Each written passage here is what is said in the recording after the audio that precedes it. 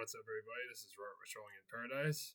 Back with another album review. It's a new album review. I'm going to be reviewing the new album from Dream Theater, Parasomnia. This was one of my most anticipated albums of this year. This came out on February 7th via Inside Out Music. I gotta go over who Dream Theater are before I go over this album. Dream Theater is a progressive metal band from New York City. They've been around since 1985. And this album has the classic lineup reunited. We have James Labrie on vocals. He has been with them since Images and Words in 1992. John Petrucci on guitar. He's one of the founders and one of the constant members. John Myung on bass, the other constant member. Jordan Rudess on keyboards. He's been with them since Metropolis Part 2 in 1999. And returning on drums is original drummer Mike Portnoy for the first time since 2009's Black Clouds and Silver Linings.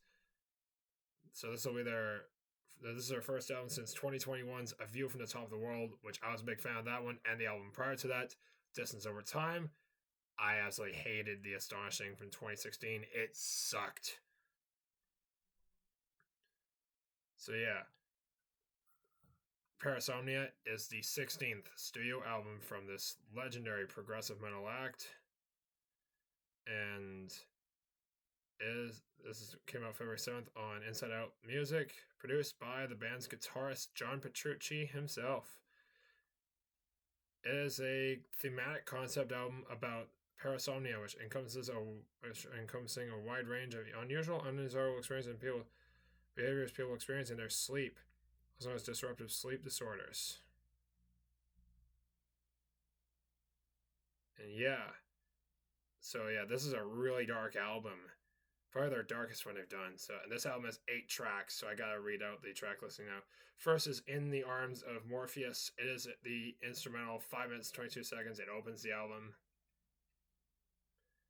and it sets the stage for this really dark album. Second track is the lead-off single, Night Terror. That came out back in October, almost 10 minutes long. This epic Night Terror, which really starts the thing off on a really dark note, all about having nightmares and stuff. A Broken Man is the third song, and it was the second single that came out back in December. It's about post-traumatic stress disorder, which is a thing that happens to a lot of anyone who's been in the military, like my father. If you know, obviously you would know about this whole condition. It comes mainly from combat veterans who are out in battle when they lose their friends in different ways in the field, like gunfire or explosions. And Broken Man is all about PTSD. Dead Asleep, I think it's about sleep paralysis or something like that. It's kind of a weird, dark song. Midnight Messiah, that's the new single that just dropped. It's almost 8 minutes long, and that was the third single. Really dark one. Another one about waking up in the middle of the night from a nightmare. Are We Dreaming is the interlude. It's the shortest song in the album. Bend the Clock. All about sometimes you don't know the process very well because you can hardly sleep sometimes. Bend the Clock is obviously about sometimes when your brain shuts off and you're asleep and you don't realize anything until the next morning. And the last song, the longest one, The Shadow Man Incident, is almost 20 minutes long. It starts off with a big 5-minute instrumental first bit there, and then you got some lyrics coming in, and you got this big Pink Floyd sounding interlude.